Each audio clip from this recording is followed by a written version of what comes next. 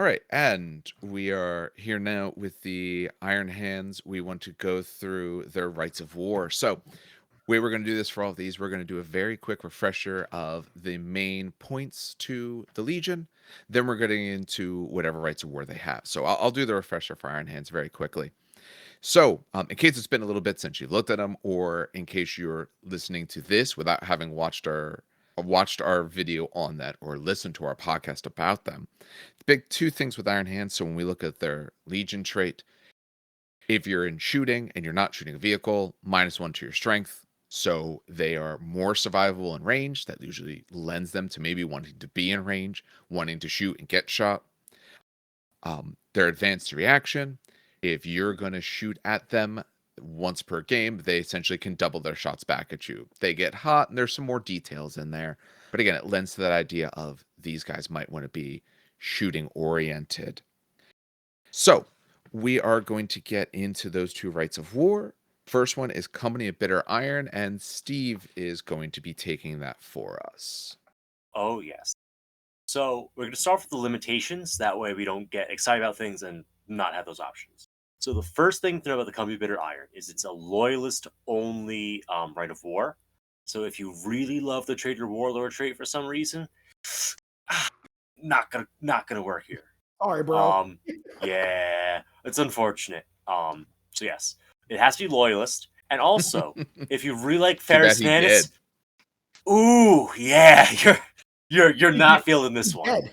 So the Company of Bitter Iron is based around the aftermath of Istvan 5. It's okay, we're Iron Hands, we're really bitter because our Primarch died, and we're just gonna stick it to the traitors. So you're very loyal and you're very disappointed in yourself.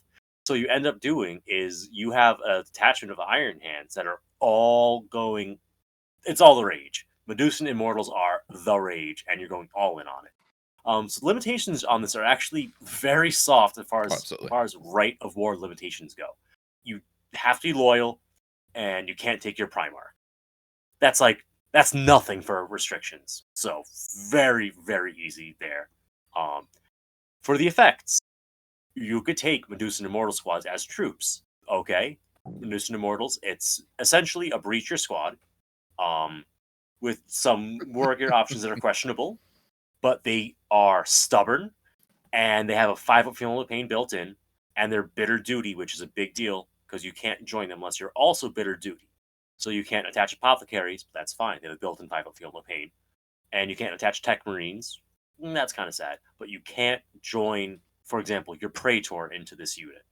I believe the only character you could attach to these guys is a Moratat, and if you listen to the other video, um, Moratats can be hilarious in Iron Hands because they could get some pretty tasty pistol options in the Graviton pistols. So you can take those guys better than your Immortals. Immortals can become troops, and as a nice little bonus, all troops selection Medusa and Immortals, which you have 6 slots, you're going to run them as troops. They do gain line, so now they're scoring, and they gain Heart of the Legion. Heart of the Legion, what does that do? Quick recap, if at least half of your squad is within 6 inches of an objective, you get Stubborn, which you already have, so that's useless. But you get a bonus of +1 to Feel and Pain roll. So that 5-up base becomes a 4-up. They become very, very durable. It's a beautiful, beautiful thing. Then we have all of your Iron Hands with Bitter Duty. So that's going to be your Medusan Immortals. Whoa, look at that. But also your Destroyers and also your Moratats. They gain Hatred Traitors. So in the first round of combat, they will reroll their hit rolls. Not bad. And then, last but not least, any models that independent characters and Iron Hands may become Bitter Duty for no extra points cost. Remember I said earlier about, just be careful, your characters can't join. So Tech Marines still won't be able to join because they have their own special rule. Apothecaries still can't join, but you don't really need Apothecaries because you already have Feel No Pain. But you can take your Iron Father, for example, and say, yeah, he's bitter. He's real bitter. And attach him into your squads. Or even attach them into Destroyer squads if you want to have an Iron Father or whatever character running around with Destroyers. I mean, hell, you could take a Legion Herald give them bitter duty and attach them to a destroyer squad. So now you have scoring destroyers. Like, it's one of those things that opens up new weird gameplay options. So this is really cool. It unlocks options without restricting you all that much. Does this? Can you take the special character as No. well? Will this give the special character bitter duty? I assume you cannot, because the general rules for unique models is they can't take any modifiers of any kind to their options. Yeah, Oh. I would Unless make it's that in same their assumption because up till Okay. now you've never been able to. In general, in the game, I would Yeah. assume the same thing, that you still just can't. So Shadrach Medusan and I'm blanking on the other guy's name will not be able to join your guys. But that's why that's why you take, for example, Gorgon Terminators in Yeah. your elite slot, and now that problem is solved. The one downside of taking the bitter duty thing is that this would happen during your list writing stage, not your deployment stage. So you have to pre-plan if your characters are going to be joining your Immortals/Destroyer squad. But aside from that, it's extremely flexible and takes one of your really cool units and lets you just build an And army it gives you around the option, if you really wanted your Praetor in your Medusan Immortals, here's the one option you have for that, because you can make them bitter duty as well. I still kind of like the more attack. If you're not running this, the more attack goes in here. He's got a nice, good survivable unit. If you are running this, the more attack could go into, like I said, maybe your destroyer squad, because now it's a whole bunch of guys with pistols and everything like that. And then you could still put your Praetor in here. So now you have a scoring, essentially line unit that has your big guy that you want. And the problem is you got to buy a lot of Immortals. Yeah, and the only transport options Immortals have in their base unit roster is the Land Raider Proteus carrier. They can also go in Spartans if you somehow end up with the Rhino not attached to a squad, which isn't legal. They could go in a Rhino. You could take flyers and put them in flyers. Like, you have transport options, but your only dedicated transport option I don't is mind the these Land Raider guys Proteus walking carrier. across the board. Necessarily. They're true. The only problem is they're heavy, so they can't run. Yes. So they're slow. They're slow, but I don't necessarily mind them very walking slow. across the board. Now, part of this I will caveat by saying, Pride of the Legion only helps if there's objectives around, and a lot of these missions don't have objectives. So if there's no objectives, it's a little bit worse. But if there is some objectives, if they're, say, walking around, well, I'm counting you at -1 strength. So there's very few of your guns that are going to double me out, which means I have my save and I could have a 5-up or potentially 4-up, feel no pain. I'm pretty survivable. This is a unit I don't feel bad standing out in the open trying to make its way somewhere. It's not necessarily going to kill tons and tons. I mean, they have a bolter, so that's not bad. But for what they're going to do, their goal is to stand on objectives and try to score you later. They're going to do a really good job of that. What's 9. the strength of a dreadnought? Yeah, it will still be double. 9. Damn. Yeah, it doesn't matter close I combat. was like, Also, it doesn't matter because it's close combat. But so shooting, it if it's not a last Oh, yeah, cannon, that's right, you're that's getting right, your, you're right, your alright. stuff versus. I was like, in my head, Basically, I'm like, there's some wait, other oh. weird weapons, but Okay. Yeah. For a hot No, minute, I no. was like, hold on a minute. yeah, just in shooting. Yeah. I was like, oh, possible spice, but no, okay, we're good. It's crack missile defense, things like that. Yeah. Melt a gun defense. And yeah, their armor is 3, so it really is missile defense because they're not 2-up armor. Yeah, Missile, that's really melt a good. gun, Correct. and stuff. Yeah. And if you throw a blast at them, they can have a rerollable 3-up and then a 4-up if they're on an objective. It's tanky. Good. This is the kind of list where you camp on an objective and you say, yeah, you could try to take it. You're not going to be. You're welcome to try. You're welcome to try. You won't. Yeah. Very, very straightforward. The Hatred Traders is just fun. We've said this a few times. If you have a rule that only affects the opposite side, just agree that it works. Yeah, I think that's the gentlemanly thing to do. That's just the norm. I mean, you say gentlemen, I'm gonna be an asshole and say no. That's just the normal thing you should fucking do. Because if you don't do it, I'm gonna have to say that's kind of asshole-ish at that point. And that's me putting my foot down. And I'm a very nice person, golden retriever personality. But if you're the kind of person that's really like, well, it doesn't say opponent.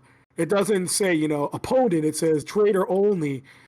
I'm sorry, that's you just being an asshole. That's not even you like whacking or what's it called? The one place I agree, you could say, nah, you don't get that. But bonus is if you have like a fan made supplement that throws in some Great Crusade Xenos. Oh, okay. It's like, okay, that's not a traitor. That's fair. It's just it's Xenos. I'll accept it. Here's a question. Sure. Most of these, this brought up on Friday, and I don't want to derail this, but real quick, whenever we've seen traitor and stuff, it hasn't said traitor legions. Yes, it just says traitor. Correct. Right? Because that's traitor allegiance. Got it. I was talking about this. Part of army writing is you declare an allegiance. No, it's not that. It's on Friday. I was talking with someone because I was like, this works against Mechanicum, and someone was telling me that no, a majority of it says traitor legions. And I'm like, I don't think that's true at all, sir. I think it's okay. And Mechanicum do declare that they're traitor or loyal. I wanted to make absolutely certain because I was like, I'm almost certain that it's not traitor legion. It's okay. Good. All right. Good. Okay. Wanted to check. All right. So why don't you go through head of the Gorgon? This discussion brought that up. Of course, head of the Gorgon. Oh, sad. I just realized where the name came from. Like I'm looking at it like, oh, that's head of the Gorgon. Jesus, that was mean. It is a limitations. This detachment may only select a single fast attack choice. Who gives a shit? And you cannot attempt to seize the initiative. Saddening, but okay. I mean, what's cool is that you could take this as allied detachment. You only have one fast attack anyway. I don't know if that helps, but you could. I mean, fast attack's not a hot spot for Iron Hands. I mean, no, it isn't. It's a cool slot. Let's see what it does. Let's see what it does. Yeah. So, couple of things. One, all models with the infantry unit type in a detachment gain the stubborn special rule when within their own deployment zone. That's pretty fucking nice. Okay.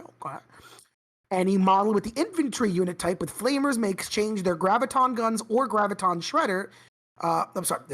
May exchange them, the flamers, for graviton guns or graviton shredders for 15 points a model.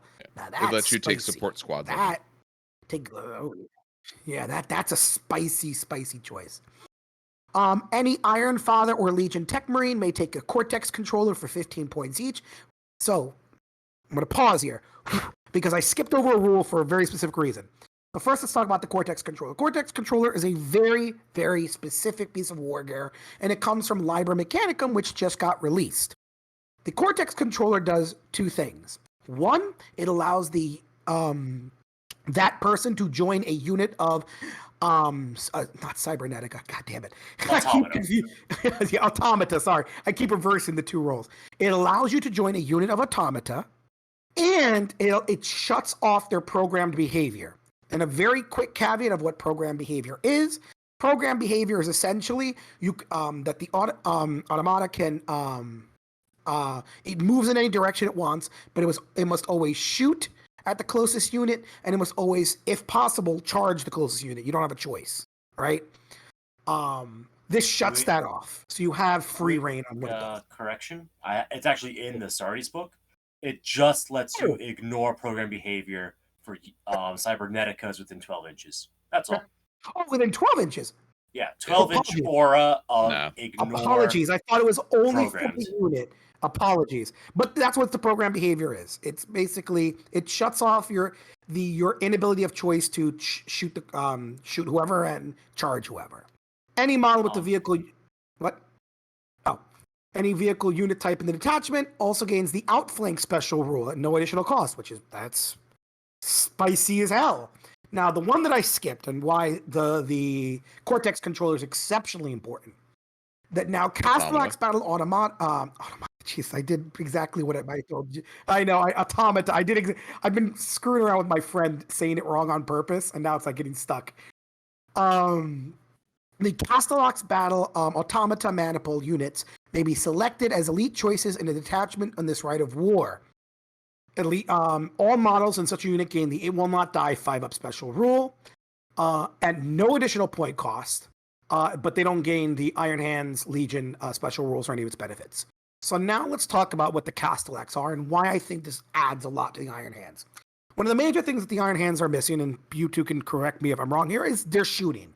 They seem to be, well, let me rephrase that. They're longer range shooting. Their grav guns are great. Their bolters are great. Their inability to get shot at almost is great.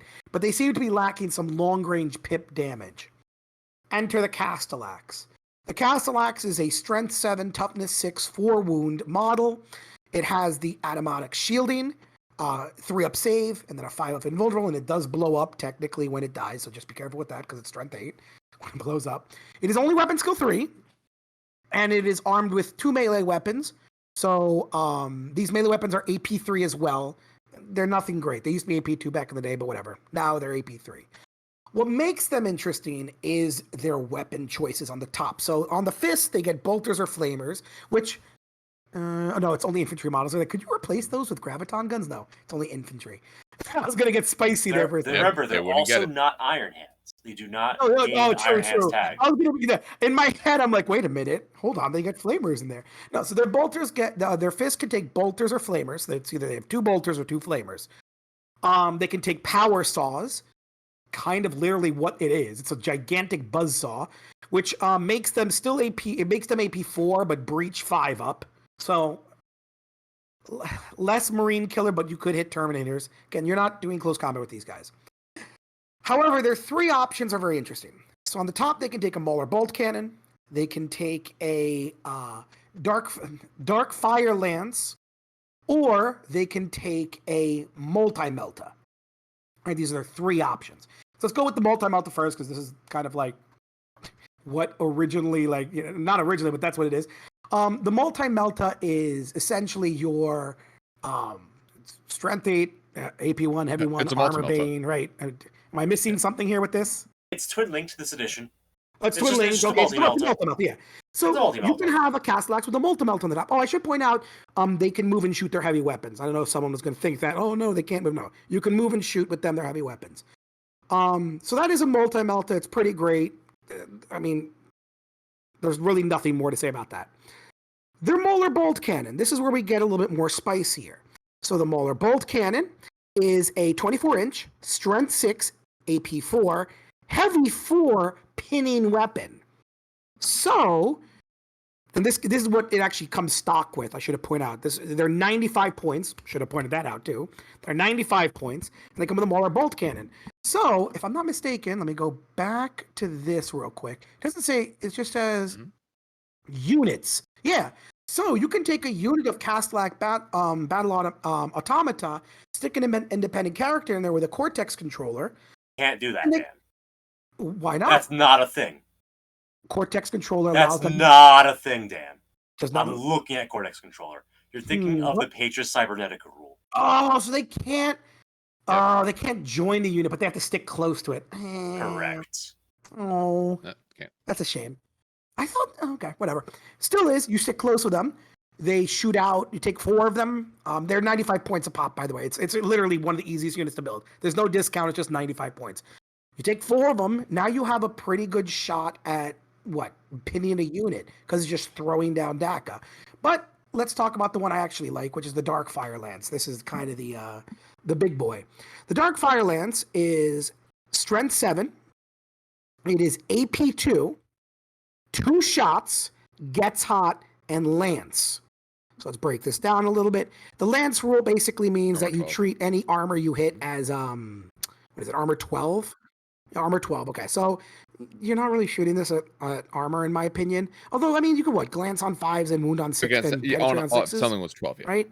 Is that, it works on everything. It works on everything except the Land Raider Achilles. Everything because else it has a special. Okay.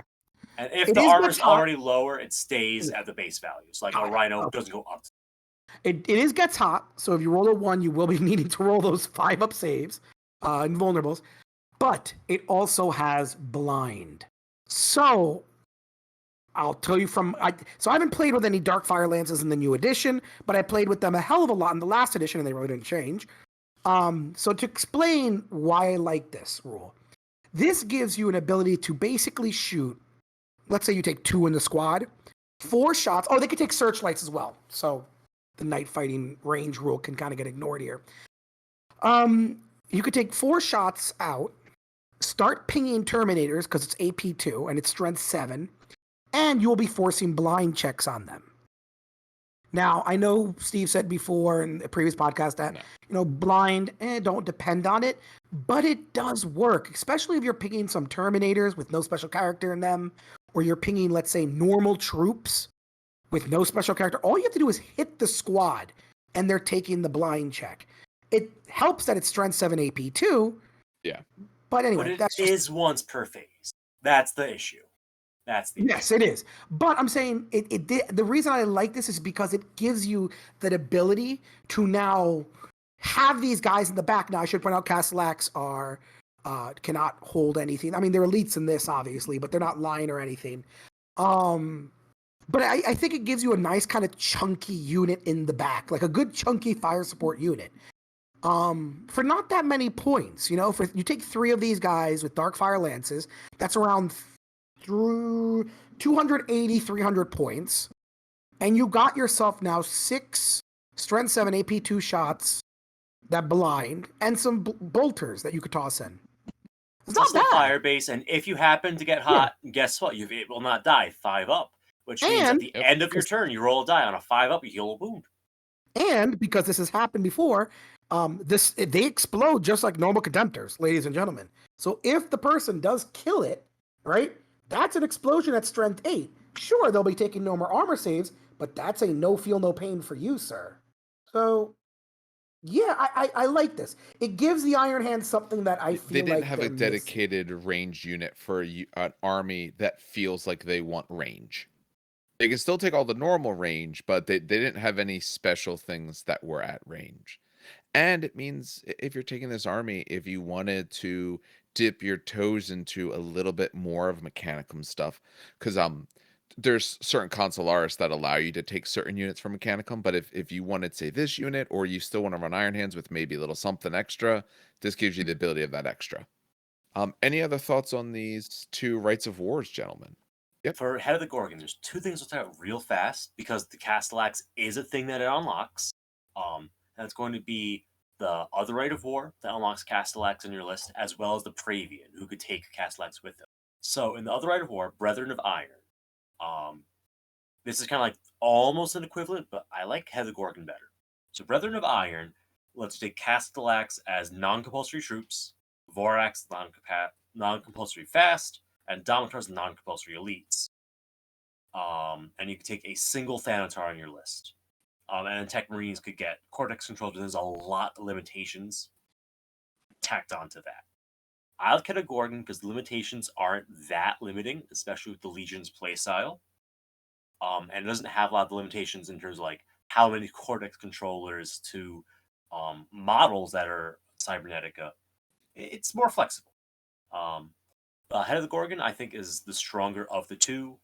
Brethren of Iron does not give you line on the Castellax, so you end up having to do is choosing between Castellax and the Legion-specific unit and Contemptors.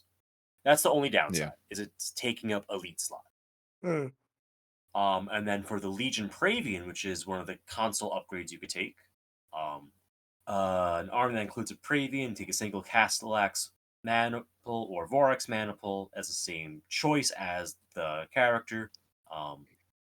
They do gain the Legion Astartes rule. So you could have Strength -1 Castellax in your HQ slots, or you could have It Will Not Die Castellax in your elite slots in this Rite of War. But do your tanks outflank? No. That's what I'm saying. Like, I think probably the biggest advantage of Head of the Gorgon is outflank. Now, as a reminder, because this is a new edition, people are still figuring this out, or they have old versions of rules in their head.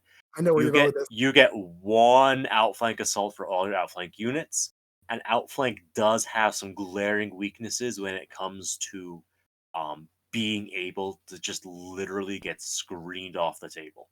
So be careful with outflank. And if you're facing this, like, don't be an ass. Let at least a couple tanks roll onto the table per turn. Of these 2, I think Bitter Iron is more my jam. It lets you play with your Legion-specific units a lot.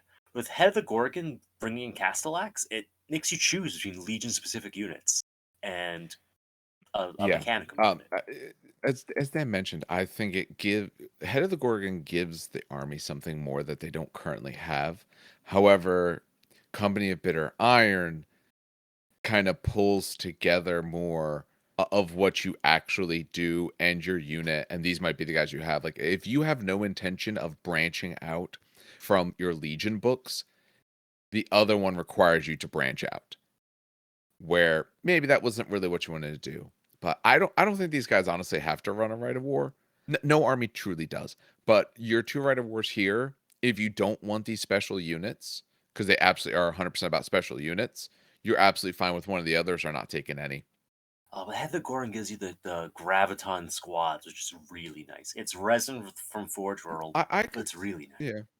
They're both great. They both unlock cool gameplay things. Head of the Gorgon unlocks literal unit builds, whereas Bitter Iron unlocks I will say though, I mean, play if you style, wanted units, I like you said, your guess. special weapon squads with graviton guns or shredders, there's nothing that says you don't take Head of the Gorgon and just yeah, There's only that's one the way to way to do it. And there's there's nothing only that one way says to you do don't it. take Head of the Gorgon. Yeah. You don't have to take the Castellax. You could just do it if you happen to want those units. And like I said, Also you can true. outflank your vehicles. So there is some play with outflanking vehicles with guys with graviton guns in them. Yeah, because it says any Very model with the true. vehicle subtype, so it can absolutely be like a Rhino with a squad of guys with like graviton shredders or graviton guns chilling inside. Nothing says it has to be a giant heavy tank. Yeah, I think there's some play there actually. Very true. I said before, Head of Gorgon, if you don't want to branch out, it isn't necessarily good. That other part, actually, no, that gives you a lot of options there. If you don't actually want the Castellax, you can still get a lot of good Yeah. done. All right. That seems like that'll end it for us for this Legion's Rites of War.